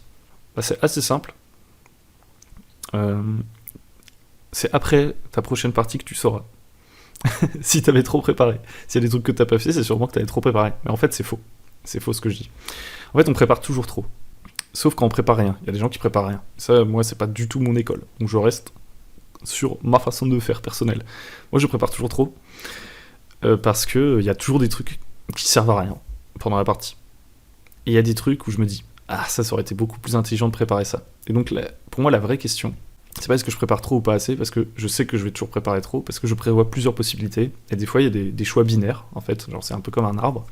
Je me dis, ok, soit ils vont faire ça, et c'est plutôt ça qui va se passer, et je prévois quelques trucs s'ils décident de faire ça, soit ils vont faire ça, et je prévois quelques trucs s'ils décident de faire ça, et en fait ils choisissent une des deux options, et il y en a une qui sert à rien. Mais, et puis évidemment, des fois ils prennent des décisions complètement différentes de ce que j'avais prévu, et j'improvise, et du coup il y a encore plus de trucs qui servent à rien. Par contre, je ne crois pas du tout dans le truc de ça sert à rien de préparer. Ça c'est un peu une citation, genre je sais pas qui a inventé ça au début, mais c'est repris partout. Ça sert à rien de préparer parce que en fait les joueurs sont imprédictibles et ils feront jamais ce que tu avais prévu. Complètement faux.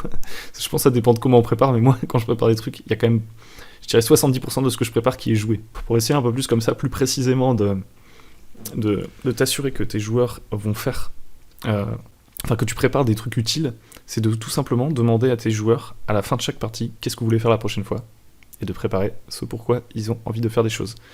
Donc si par exemple ils disent la prochaine fois on veut aller voir la grotte de Shlubi-Boulga, tu fais ok, impec, à la semaine prochaine pour la grotte de Shlubi-Boulga.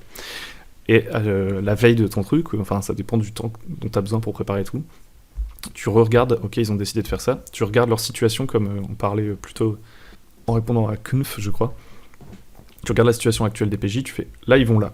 C'est un peu comme si tu faisais un cercle, ça c'est la situation, tu mettais des flèches, les différentes possibilités qu'ils ont. T'en fais une très grosse, c'est ce qu'ils ont décidé de faire la dernière fois. Et normalement, on est toujours dans la question de la proposition, si tes joueurs ils t'ont dit de faire ça, tu peux leur dire, les gars, c'est un peu salaud de pas faire ce que vous avez dit de faire la dernière fois parce que j'ai vraiment préparé beaucoup de choses pour voilà, la direction que vous m'aviez dit que vous vouliez explorer. Donc tu peux leur dire, bah, je préférerais que vous fassiez ce que vous avez dit la dernière fois. C'est ok, tu joues en transparence, encore une fois. Et puis, je vais préparer des trucs trop cool pour les autres possibilités pour les fois suivantes. Fermeture de la parenthèse, ça, c'est une chose. Et donc, je reprends, tu fais ton cercle de situation, tu fais la grosse flèche. Ok, ouais, ça, c'est vraiment la direction principale. C'est le truc, ils ont dit qu'ils allaient le faire. Puis ensuite, tu te dis, mais moi, j'ai envie d'ouvrir des nouvelles portes. J'ai envie de créer un peu des trucs parce que voilà, je suis créatif et j'ai envie de montrer que mon univers, c'est pas que une ligne comme ça, un truc couloir qu'on écrit. Session après session, j'ai envie aussi qu'on ait l'impression qu'à un moment donné on peut aller à droite, à gauche, donc tu fais des petites flèches et tu crées des nouvelles accroches. Et en fait, en permanence, tu génères des nouvelles accroches, tu fermes des portes, tu ouvres des portes.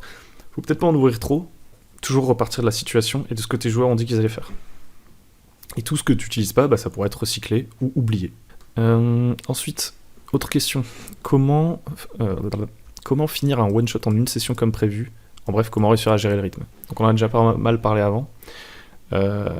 Je vais pas du coup tout refaire mise au bout.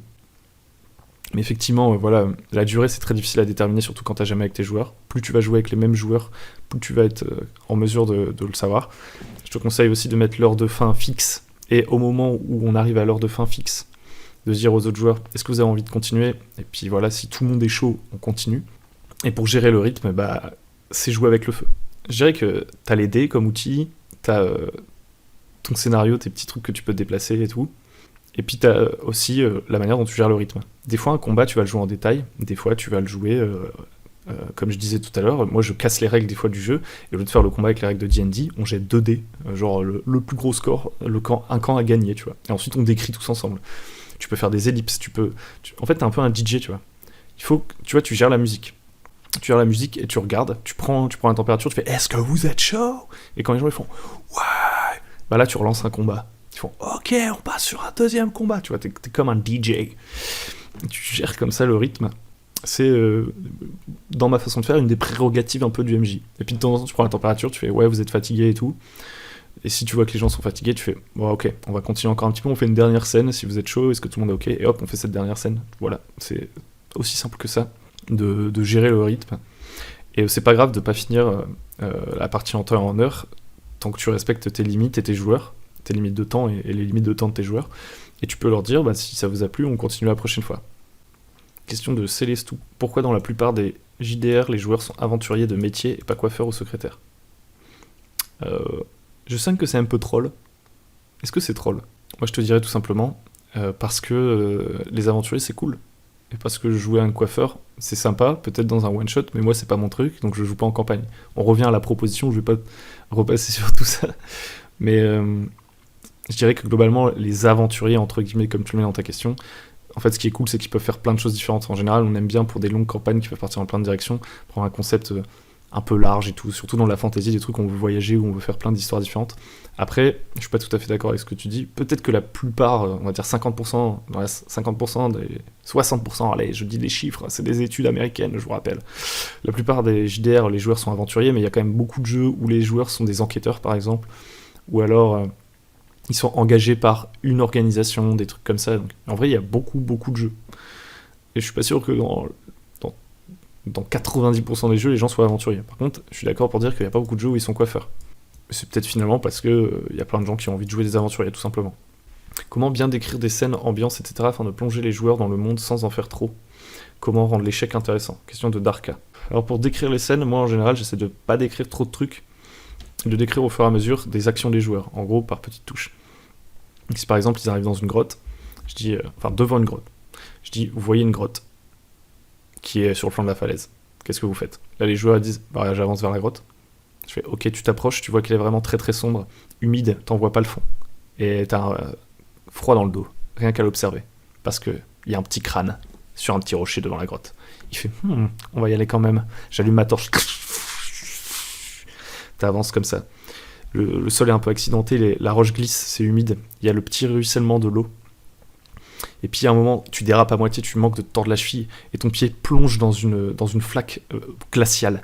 Et ça te fait comme ça, comme un courant électrique qui te remonte jusqu'à l'échine, tes poils se dressent. Et puis voilà, et je dis, est-ce que tu veux continuer? Et hop, et en fonction des questions des joueurs et de leurs actions, je rajoute des petites touches comme ça. En faire trop, c'est difficile à dire. Je pense que tes joueurs, ils te le donneront comme feedback. Si vraiment t'en fais trop dans tes descriptions, ils finiront par te le dire. Ou alors tu peux aussi t'enregistrer, à la limite tu t'enregistres, tu te réécoutes et tu te dis tiens est-ce que je parlais trop pendant cette partie, tu t'enregistres la partie, tu réécoutes, tu fais ok c'est moi qui parle 90% du temps, on va peut-être baisser un petit peu la quantité de description. Après il y a un autre moyen de décrire que j'aime bien, dont Fibre Tigre parlait bien, mais là c'est plus dans un truc tactique, un truc où on veut montrer qu'il y a des choix à faire et on veut aller assez vite. C'est genre quand les joueurs arrivent dans une pièce, en fait tu leur montres tout de suite leurs options. Et tu vas toujours de la plus positive à la plus négative. Par exemple ils arrivent dans une pièce, tu dis ok vous voyez un tas d'or. Donc là, ils font waouh, un tas d'or, let's go. Tu fais, vous voyez en plus qu'il y a une épée plantée en haut de ce tas d'or, une épée magique avec une lueur, de la foudre comme ça qui court comme ça autour de la lame. Ils font, oh, une épée magique, encore mieux, j'y vais tout de suite. Et là, vous dites, mais par contre, il y a un dragon. Là, ils font, ah, comment va-t-on contourner le dragon? Je trouve que c'est assez intelligent cette approche, parce que si tu l'avais fait dans l'autre sens, ça aurait pas eu le même résultat. Tu dis, vous arrivez dans une pièce, il y a un énorme dragon. Là, ils font, oh merde. Tu dis, il a des dents énormes et tout. Tu montres qu'il est dangereux, ils sont en mode, bon, on va peut-être pas y aller. Puis ensuite, tu dis, il y a un petit coffre derrière. Et ils font, ouais, c'est un piège du MJ, ça. Ouais, il y a un dragon et un coffre, ouais, c'est un piège. Alors que si tu dis, il y a un coffre et qu'ils sont déjà excités à l'idée d'aller chercher le coffre et qu'ensuite tu dis qu'il y a un dragon, là, ils réfléchissent autrement. Donc je trouve que c'est assez intelligent. Après, la deuxième question, c'est comment rendre l'échec intéressant. On a déjà parlé un peu de comment jeter les dés. Alors, ça répond pas à tout, mais il y avait quand même déjà des pistes. J'ai quand même ajouté quelque chose. Pour moi, l'échec, il est intéressant dans deux situations, voire trois. Première situation, c'est forcer les joueurs à trouver une autre solution créative. Par exemple, ils essaient de crocheter une porte, ils ratent. Tu leur dis, vous pouvez pas réessayer. Alors des fois, ils vont te dire, mais attends, moi j'essaie de défoncer la porte. Et là, vous utilisez la carte transparence, le pouvoir de la transparence, et tu fais, non, vous pouvez pas réessayer. Par contre, vous savez que dans la ville pas loin, il y a peut-être un serrurier qui pourra vous aider. Et si tes joueurs ils font, mais non, mais on veut vraiment la défoncer, tu leur donnes une maigre chance. Après, ça dépend de la cohérence de ton histoire. Si tu as décrit ça comme une petite porte en bois et qu'ils essaient de la crocheter pour pas faire de bruit, et qu'ensuite tu dis que c'est impossible de la défoncer, c'est bon. Tu dis ok, vous pouvez la défoncer, il n'y a pas de souci. Mais en gros, le but c'est de les pousser à. En fait, des fois, l'échec va créer un nouvel embranchement. Genre, il devait sauver un personnage. Et en fait, ce personnage est mort et tu l'as pas protégé parce que tu as pas mis de faux bouclier, t'as pas triché. Ou alors, si tu décides que ce personnage est immortel, t'es transparent là-dessus. Moi, je serais transparent là-dessus. Je dis, vous inquiétez pas, il peut pas mourir. Moi, ce qui m'intéresse dans cette scène, c'est de savoir comment vous allez le sauver et à quel prix. C'est une autre approche. Mais bref, je vais pas m'étendre. Imaginons il y a un personnage qui meurt, les PJ ont échoué à leur quête finalement. Bah, est-ce que c'est vraiment grave? Est-ce que tu te dis pas, les gars, je m'attendais pas à ce que ce personnage meure, tu vois? Tu fais, je vous propose qu'on prenne une petite pause, je vais réfléchir. On souffle. Ce PNJ important est mort. L'émotion est forte. Je vais aller aux toilettes pleurer un instant. Et en fait, pendant qu'ils pensent que vous pleurez aux toilettes parce que votre PNJ important est mort, vous avez caché un tas de post-it sous la cuvette. Et là, vous êtes en mode, qu'est-ce que je fais? Vous notez des nouvelles idées et vous revenez en mode, on peut reprendre la partie, vous collez vos deux post-it. En fait, ce personnage n'était pas du tout important et vous changez l'histoire. Mais voilà, ça crée des nouvelles histoires en gros, d'échouer. Deuxième possibilité, c'est créer des complications. En gros, si vous voyez qu'un échec est inintéressant, par exemple, vous jetez un dé, vous dites la réussite c'est important, en fait, ils sont obligés d'entrer dans la salle avec le boss, par exemple. Ils sont obligés d'entrer dans la salle avec le boss, parce que c'est le boss final, quoi, ce serait nul qu'ils restent à la porte. Donc vous dites que s'ils échouent à leur G pour défoncer la porte, ce qui se passe c'est qu'ils défoncent quand même la porte, mais ça fait plein de bruit, et le boss qui était censé dormir se réveille. Vous mettez une complication lors de l'échec. Et si vous n'êtes pas très inspiré pour cette complication, vous pouvez tout à fait demander aux joueurs de choisir cette complication, de vous aider à réfléchir, tout en transparence comme d'habitude. Nouvelle question. Comment aider les joueurs plus discrets à s'imposer et avoir plus d'importance? Question de Sioule. C'est une très belle rivière, la Sioule. Eh ben, je pense que là, on entre un peu dans le secteur psychologie. Donc j'avais dit que j'avais pas trop envie de parler, parce que je suis pas là pour régler vos relations avec vos amis. Mais je vais quand même donner des pistes. Je pense qu'une des premières pistes, c'est tout simplement de parler avec ce joueur et d'essayer de comprendre pourquoi il est en retrait. Est-ce qu'il est timide? Est-ce que c'est parce que les autres ne le laissent pas parler? Est-ce que c'est parce qu'il a peur de se tromper? Il est peut-être pris de doutes, etc. Deuxième étape, vous allez essayer de le rassurer, soit activement, genre vraiment en allant lui parler, en lui disant ouais voilà, qu'est-ce qui te fait peur, on en discute et tout. Soit peut-être c'est juste qu'il est débutant, il sait pas trop quoi faire, donc il est en observation, vous dites ok, cool, t'es en observation, on continue. Des fois, le joueur aussi peut être discret, juste parce qu'en fait, il kiffe vous voir jouer, écouter l'histoire et tout. Il n'a pas particulièrement envie de participer plus que ça, et en fait, il kiffe son expérience, et voilà. Donc faut pas avoir de préjugés là-dessus, faut pas trop essayer de se mettre dans la tête de votre joueur, il faut vraiment communiquer avec lui. Et ensuite, des moyens de tendre des perches, etc. bah, c'est de tendre des perches littéralement, donc en s'adressant directement aux joueurs plutôt qu'en disant à tout le groupe qu'est-ce que vous faites tout le temps. De temps en temps, essayer de faire un petit tour de table et aller directement vers ce joueur, dire qu'est-ce que ton personnage fait, limite en lui tendant vraiment la main, en lui disant, étant donné qu'il est rôdeur, est-ce que tu penses pas qu'il pourrait aller devant pour essayer de pister, etc. Ou alors peut-être que tu préfères être à l'arrière pour surveiller que vous n'êtes pas suivi, ou lui donner plusieurs options, un peu comme le joueur perdu en combat dont on parlait avant, et vous l'aider comme ça. On peut aussi l'aider en lui posant des questions fermées. Ça peut être pas mal. Tu dis, est-ce que tu fais ça, oui ou non? Comme ça l'aide à prendre des décisions plus facilement. Ou alors, si vraiment il y a des problèmes de répartition du temps de parole, etc., ou des trucs comme ça, vous pouvez essayer de jouer au tour par tour. Même en dehors des combats, de dire on fait des tours de table à chaque fois pour savoir un peu ce que chacun fait. Vous n'êtes pas obligé de faire ça pendant toute la partie, mais en faire une sorte de cycle assez basique de votre partie, quitte à ce qu'il y ait des moments un peu plus freeform où tout le monde discute et tout. Ça peut être un moyen de voir un peu plus tout le monde briller chacun son tour. Ensuite, autre question, un système simple à recommander. Alors c'est toujours difficile, système de règles facile pour débuter, vraiment compliqué. Moi je dirais le système avec lequel que tu comprends le mieux, donc très certainement que tu connais déjà un peu un système que tu as vu en actual play par exemple, des trucs comme ça.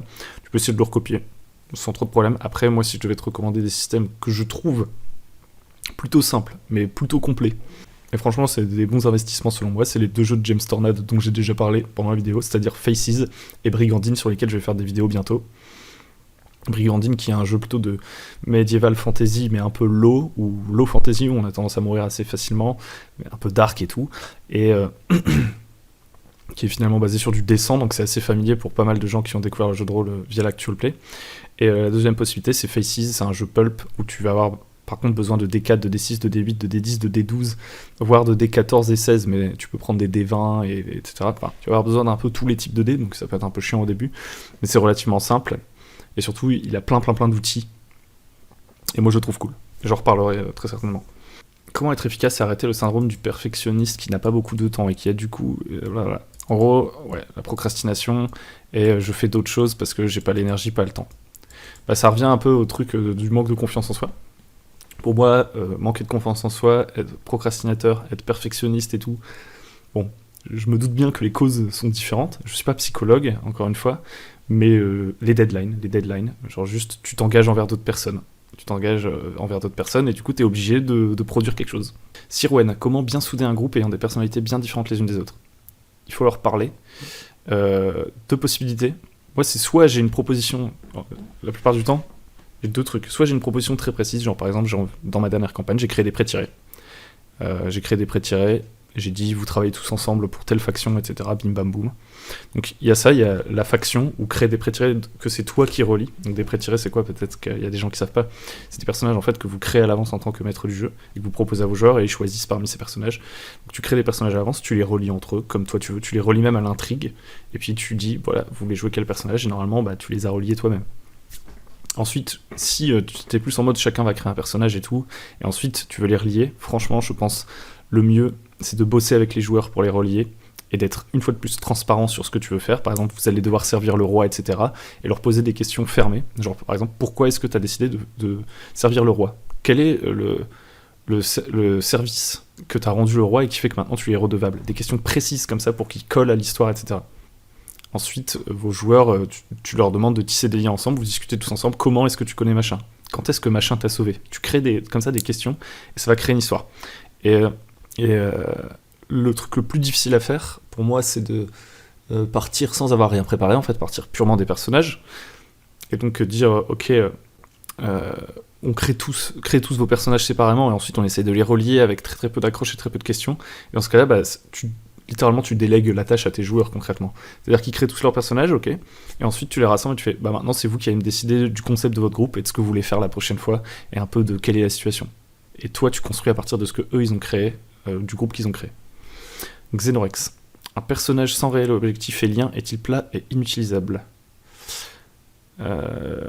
Non. Il n'est pas inutilisable. Il est très certainement plat au début, mais il peut très très rapidement ne plus l'être. En gros, ça dépend de ton joueur. Avoir un objectif, des liens, etc., c'est des moyens de s'aider.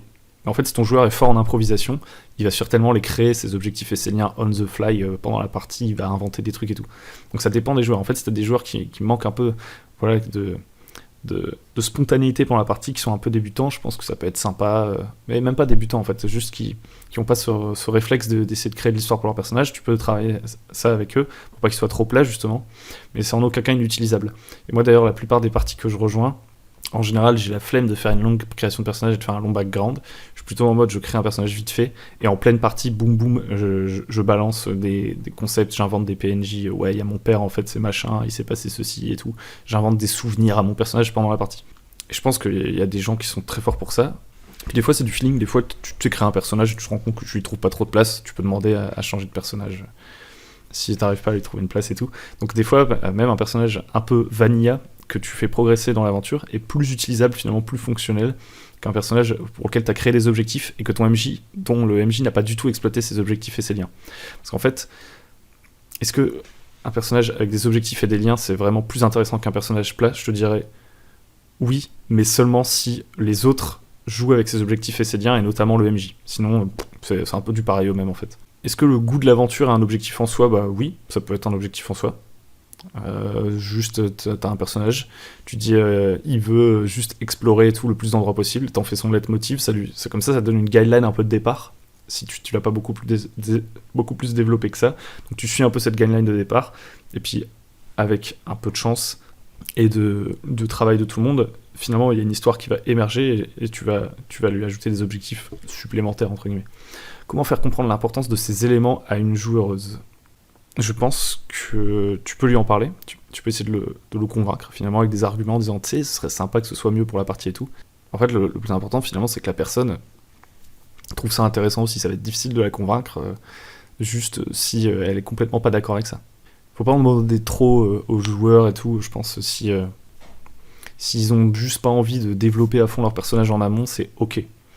Mais je pense qu'un des meilleurs moyens, c'est quand même si il n'a pas envie de développer un background, il ou elle, tu peux tout à fait juste faire des questions précises en fait. Comme je disais avant, pour lier le groupe, tu vas prendre des questions un peu fermées, et puis en fait, tu vas comme ça développer son personnage sous forme de jeu, plutôt que de lui demander une sorte, entre guillemets, je pense pas que c'est pour ça que la personne n'a pas envie de le faire, mais une sorte d'acte créatif, tu vas lui dire, voilà, tu as une feuille blanche, écris-moi ton personnage, je développe, tu lui dis, ok, tu vas répondre à ce petit questionnaire que je vais te faire, et voilà, on va avoir des trucs sur ton personnage autour desquels je vais pouvoir construire et tout, et hop, tu construis des trucs comme ça, des souvenirs pour le personnage, avec des questions précises.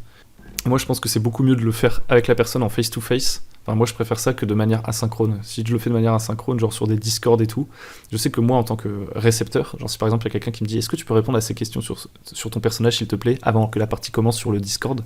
J'ai la flemme de le faire, quoi. Je préfère qu'on le fasse ensemble. Pour moi, c'est déjà un moment de jeu que j'ai envie de partager avec les autres en direct.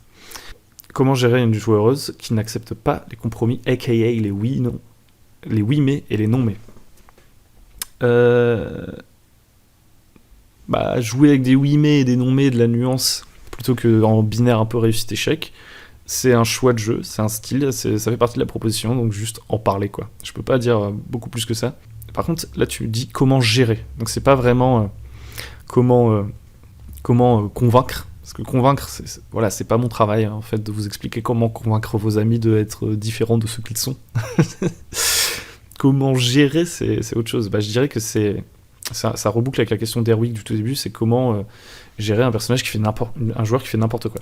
Concrètement, je pense que si vraiment il accepte jamais ses contraintes, ses oui mais, ses non mais, qui est toujours dans la négociation, il faut en discuter. Il faut en discuter après la partie, pendant la partie, se remettre d'accord sur les attentes qu'on a, et c'est tout, quoi. Ou une autre solution qui marche bien, c'est le mais, donc le oui mais et le non mais, c'est de demander au joueur de choisir le 10 mai. C'est-à-dire que, par exemple, il rate son GD, ou je sais pas, tu lui dis... on va prendre l'exemple. Ton personnage, il veut dresser le monstre. Ça, c'est un truc qui m'avait un peu bloqué il y a pas longtemps. Un personnage, il veut dresser un monstre que tu pensais qu'ils allaient plutôt affronter. T'es en mode... ouais, je trouve ça un peu pété parce que le monstre était censé être terrifiant, et là, ça en fait une sorte de toutou. Ça met pas du tout l'ambiance que j'aurais aimé dans la partie. Donc là, tu dis, non, tu peux pas dresser le monstre, mais... potentiellement t'arrives à l'effrayer temporairement, ou en tout cas à trouver une diversion pour l'écarter de votre route. comment est-ce que tu fais ? Parce que votre joueur, peut-être il a quand même une compétence dressage et tout, il avait envie de briller avec sa compétence dressage à ce moment-là. Vous êtes un peu en mode, ouais, mais c'est un monstre un peu spécial, vous n'avez pas envie de mettre un nom ferme parce que vous avez déjà mis pas mal de noms à ce joueur, par exemple. Donc au bout d'un moment, vous avez un peu envie de concéder et tout. Et bah vous pouvez lui donner une ouverture comme ça. Ou alors, l'inverse, vous dites, ok, tu peux le dresser temporairement grâce à un sortilège ou à une sorte de manipulation que j'utilise ton personnage, genre, ce ne sont pas les droïdes que vous recherchez, mais à tout moment, il peut se retourner contre toi, et à chaque round, tu vas lancer un D4, et sur un 1, le monstre se retourne contre votre groupe, et maintenant, il est extrêmement vénère, et surtout envers toi, et tu seras sa cible prioritaire. Tu peux négocier comme ça. Ou alors, tu peux... parce que c'était ça l'idée de départ, te tourner vers ton joueur et te demander qui lui-même s'inflige des complications, peut-être qu'il aura plus de facilité à l'accepter. Toujours une question de Xenorex. Un groupe peut-il fonctionner si les membres n'ont aucun lien entre eux au début, aucun objectif commun clair ? Non, je pense pas. Ou alors je dirais ça dépend de la proposition. Tu peux dire à tes joueurs, le but du jeu auquel on va jouer, c'est que vous allez jouer des personnes qui ne se connaissent pas, et la partie qu'on va faire, en fait, ça va être de voir comment ils deviennent amis, et on va jouer une scène où ils vont devenir amis. C'est votre taf. Ça peut être une proposition.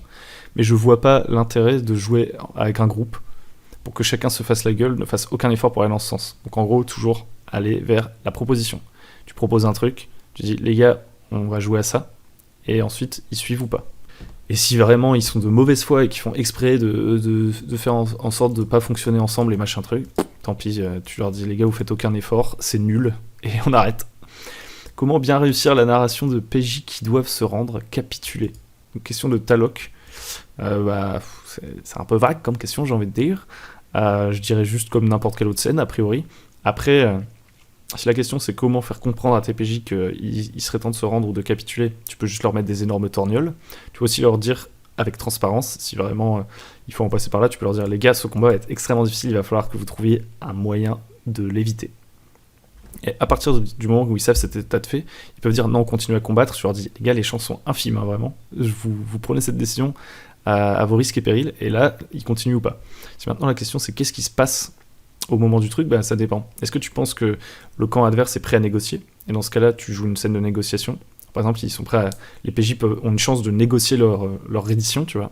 Ou alors, si c'est vraiment des bad guys, effectivement, des fois, il peut y avoir un effet un peu anti-climax, genre un peu pourri. Donc là, une fois de plus, tu joues avec le feu, c'est à toi de voir, parce que peut-être que tu vas devoir interdire quelque chose à tes PJ, et des fois, ils aiment pas ça, hein. Mais des fois, ça peut être cool. C'est, les PJ se rendent, et commencent à faire comme si c'était eux qui étaient aux manettes, et genre, ils commencent à négocier comme ça, ouais, on se rend, mais par contre, on veut ça. Et toi, t'es en mode, c'est complètement ridicule, genre dans la fiction, on est dans un univers dark et tout, ça pue. Tu peux leur dire, ils vous frappent derrière le crâne, vous vous réveillez plus tard dans un donjon, et boum, on continue dans une ambiance dark. Tu vois, tu peux faire une ellipse, bam, blackout, tac, tac, tac. Comment bien gérer les PJ qui connaissent mieux les règles que le MJ et qui ne s'en cachent pas ? Eh bien, j'ai rarement eu ce cas. Moi, très clairement, s'il y a quelqu'un qui commence à me faire chier avec les règles, je lui dis, on en parle à la fin de la séance. Et en général, s'il continue, je m'en sépare, parce que c'est dans ma manière de jouer que de plier les règles avec le consentement des joueurs. Et s'il y a un joueur qui me dit tout le temps, ah non, mais là, en fait, on aurait dû faire un jet et tout. En fait, qui a envie d'être maître du jeu, quoi, concrètement. Hein. Parce que moi, j'explique noir sur blanc que je suis prêt à détourner les règles, que c'est moi qui arbitre quand est-ce qu'il y a un jet de dés ou pas, et qu'on peut en discuter de temps en temps. Mais c'est quand même moi qui suis le maître du jeu, et c'est une position que j'assume quand je joue. Et si on me demande tout le temps, on me remet tout le temps en question mes décisions en me disant, ah ouais, c'est pas cohérent et tout, moi, j'envoie chier. Voilà. Il faut le dire à un moment donné, j'ai pas envie de...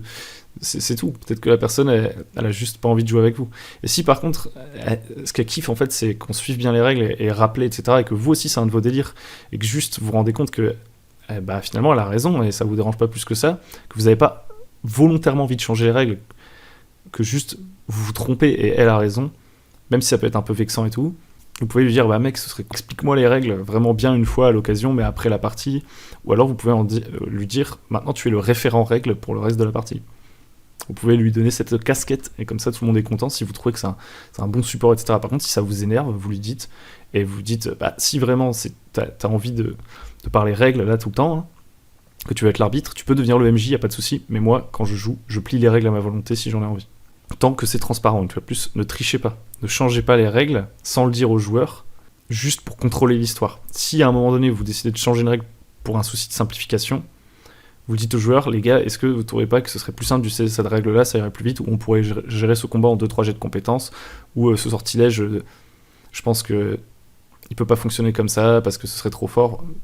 Discuter. Mae, comment apprendre au nouveau PJ à mieux jouer? Ouh, c'est difficile ça. Je ne parle pas ici de roleplay. Ah, mais bel et bien de la compréhension générale d'une partie, d'un scénario et d'une campagne de JDR. Je pense que le plus simple c'est de jouer. Comme ça ils comprennent.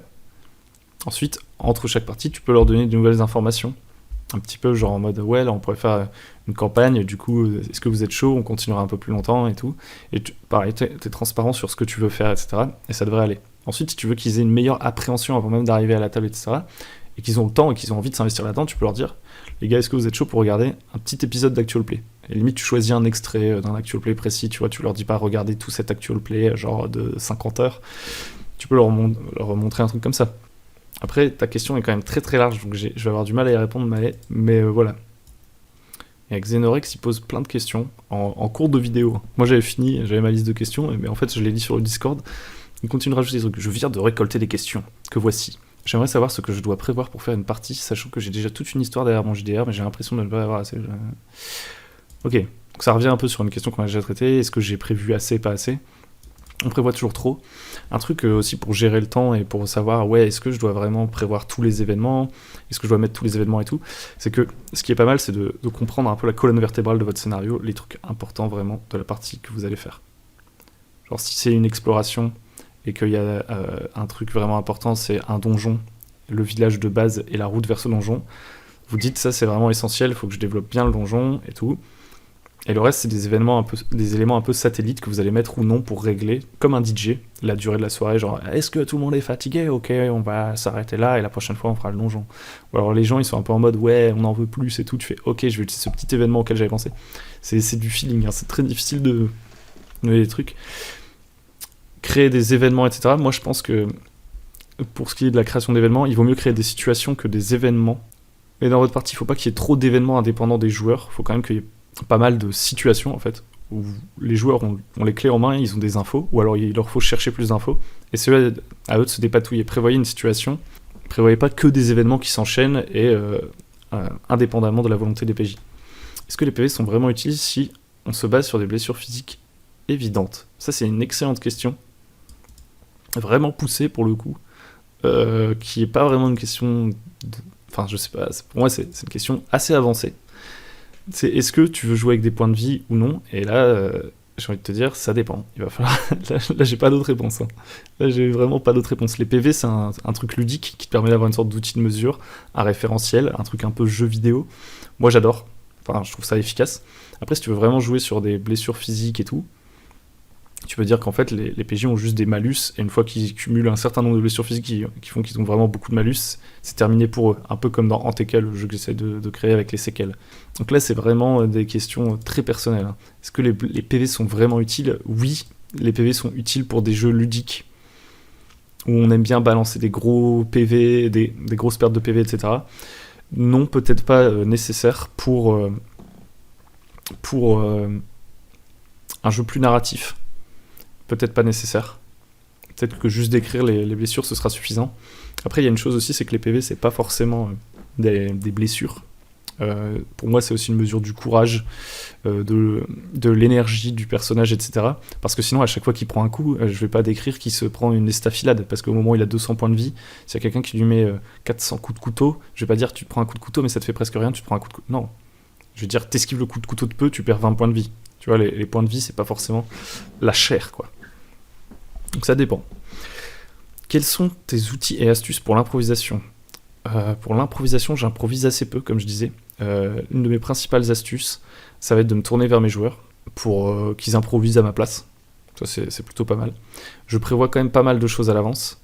Beaucoup d'éléments de situation, comme je disais en général, genre des PNJ, des lieux clés et tout. Et en général, mon scénario va tourner autour de ça. Parce que mes accroches sont assez fortes. Parce que mes joueurs sont briefés, en gros, sur le fait qu'on a une proposition claire à jouer. Je leur dis dès le début, aujourd'hui on va jouer un scénario qui consiste à peu près en ça, sans tout leur spoiler. Hein. Et du coup, s'ils ont signé pour ça, ils le font. Et s'ils décident de partir ailleurs, ok, je vais improviser. J'ai pas forcément beaucoup à improviser, genre sur des trucs où j'ai rien. Je sais pas si vous voyez ce que je veux dire.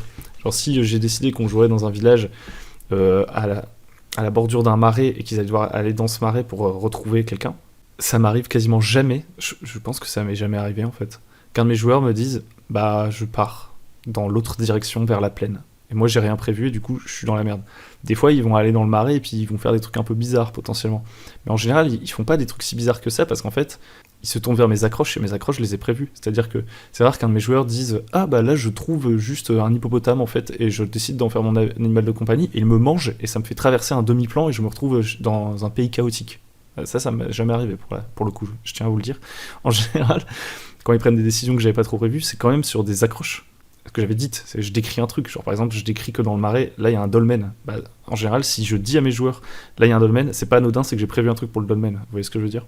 Donc j'improvise plutôt sur pendant les scènes et tout, mais j'ai rarement à faire émerger de nulle part des trucs. Après, je peux utiliser des tables aléatoires, ou alors je peux juste me baser sur mon imagination. Parce que j'ai fait aussi beaucoup des parties en pure improvisation, et du coup, en fait, ce que je prévois, c'est des questions fermées. Ça reboucle avec ce que je disais avant. L'exemple est pas bien situé, c'est dans un truc cyberpunk, ils ont fait une mission qui a très mal tourné, et ensuite, c'était un truc où je préparais très très peu. Ils avaient fait une mission où ils s'étaient rencontrés, et ensuite ils étaient tous partis à la retraite. Il y avait une sorte d'ellipse où ils passaient à la retraite, et on reprenait là la partie, et je leur demandais un peu ce qu'ils étaient devenus, et ensuite je les recollais ensemble. Et du coup, bah, je pars en full impro, et en fait, pour ça, je pose la question à mon joueur, bah, qu'est-ce qu'il est devenu ton personnage? Et là, il me dit, bah, il est livreur maintenant. Je fais, ok.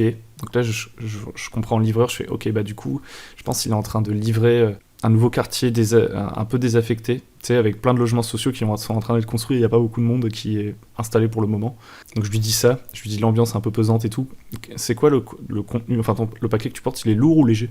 Et là, le joueur il me dit bah plutôt léger en fait finalement parce que je le porte voilà dans ma poche en fait c'est un tout petit paquet, c'est une petite enveloppe peut-être une sorte de clé USB et on enchaîne comme ça la conversation à force de questions et tout. Donc c'est un de mes moyens d'improviser les plus solides, c'est de poser les questions aux joueurs.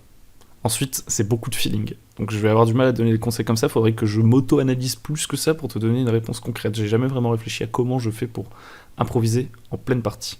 Et dernière question, troll, Cthulhucas, comment fais-tu pour être aussi beau? Bah là, franchement, je suis bien pixelisé et pâle, donc je vais donner le conseil à personne, mon ami. Donc du coup, voilà, j'ai fait un peu le tour de vos questions. Ce sera une longue vidéo, et j'espère que ça vous aura aidé. S'il y a vraiment des choses à retenir, et si vous êtes arrivé jusqu'au bout, c'est parler à vos joueurs. Ça, c'est le numéro uno. Faire des choses. Ne pas trop réfléchir. Commencer à jouer. C'est-à-dire en se mettant une deadline, parce que ça va... je vais pas vous dire, oui, à partir du moment où vous allez avoir commencé à jouer, ça va être la révélation, tout va bien se passer. Je peux pas vous faire ce genre de promesse, en fait. Peut-être que ça va soulever plein d'autres questions. Moi, c'est ce qui m'arrive. Après chaque partie, ça me soulève de nouvelles questions. Mais ce qui est sûr, c'est qu'après votre première partie, ça va... Si vous avez jamais joué, parce que là, c'est des MJ débutants, peut-être que certains ont déjà joué. Si vous avez jamais joué, après votre première partie, ça va ouvrir le champ des possibles, vous allez beaucoup mieux comprendre ce qui vous attend et vous poser des questions beaucoup plus pertinentes. Donc ouais, parlez avec vos joueurs, soyez transparents.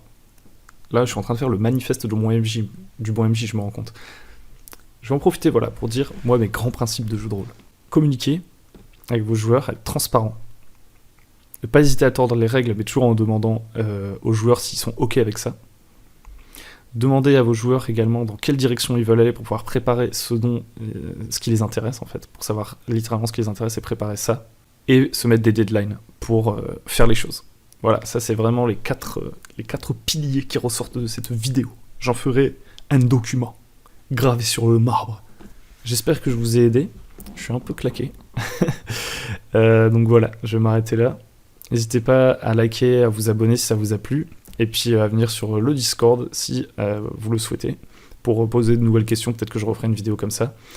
Et j'espère surtout que vous allez rejouer ou commencer à jouer. Et si la vidéo vous a aidé, bah, ce serait super cool que vous me le disiez en commentaire. Je parle en particulier aux gens qui ont posé la question. Et aussi que après votre prochaine partie, vous me disiez est-ce que ça a changé quelque chose pour vous? Est-ce que ça vous a juste un peu débloqué finalement, genre juste ça a permis de contourner certaines peurs? Ou est-ce qu'il y a des trucs qui vont vraiment apporter des solutions concrètes, voilà, tester et tout. De toute façon, c'est beaucoup de tests, le jeu de rôle, donc testez, faites, mettez-vous des deadlines, let's go, jeu de rôle.